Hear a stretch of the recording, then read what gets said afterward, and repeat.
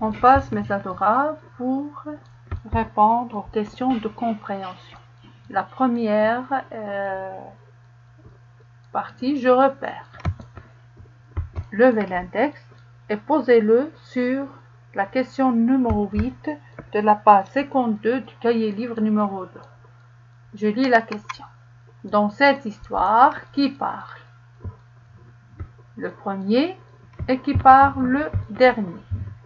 C'est dans le texte que vous allez trouver la réponse.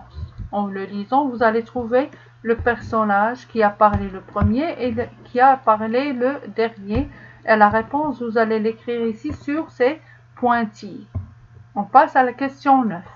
Dans le texte, entoure le nom de la chèvre grise. La chèvre qui est devenue l'amie intime de Tilly. D'accord? Lorsqu'il l'a présentée, elle nous a donné son nom. Question numéro 10. Réponds par une phrase. Comment s'appelle l'arbre de cette histoire? On l'a bien expliqué. Elle a deux noms. Mais on va citer seulement un nom. L'arbre de cette histoire s'appelle, vous allez écrire ce verbe-là ici, devant l'arbre de cette histoire s'appelle, et c'est à vous de terminer la réponse. Qu'y a-t-il de surprenant dans cet arbre? La chose qui a surpris notre ami Sam. Ce qu'il y a de surprenant dans cet arbre, c'est...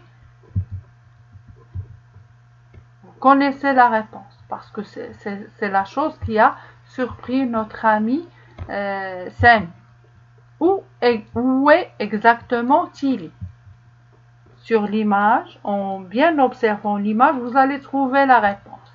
Tilly est sur... Allez, c'est à vous d'écrire la réponse sur les pointillés. Maintenant, on va passer à l'exercice 11.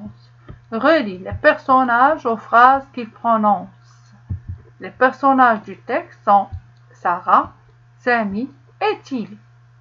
Les phrases qu'ils ont prononcées sont les suivantes. Des chèvres dans l'arbre, c'est bizarre. Mais on dirait que Tilly s'est trouvé une amie. Elle repart demain avec nous. Papa ne voudrait jamais. Alors je reste.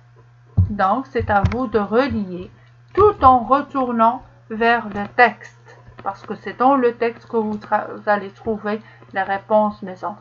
C'est pour cela que je vous invite à bien vous concentrer avant de passer, de vous concentrer en lisant le texte avant de passer pour répondre aux questions de compréhension. La partie je réfléchis. La question numéro 12. Complète chaque phrase avec un point. Ce point-là ou un point d'interrogation.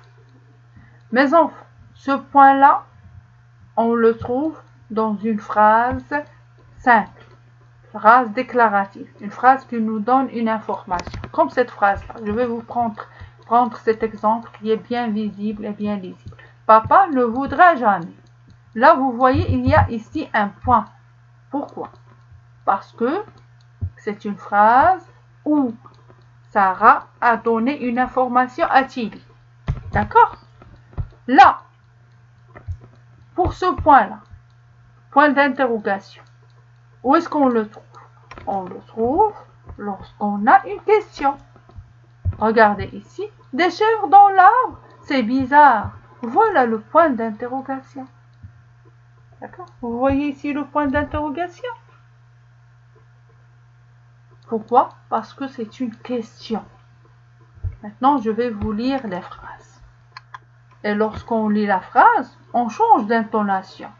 Lorsqu'il s'agit d'une phrase déclarative ou bien d'une phrase interrogative, l'intonation change. Parce que en lisant la phrase interrogative, on monte l'intonation. Zazie est une petite chèvre grise. Que veut faire Zazie?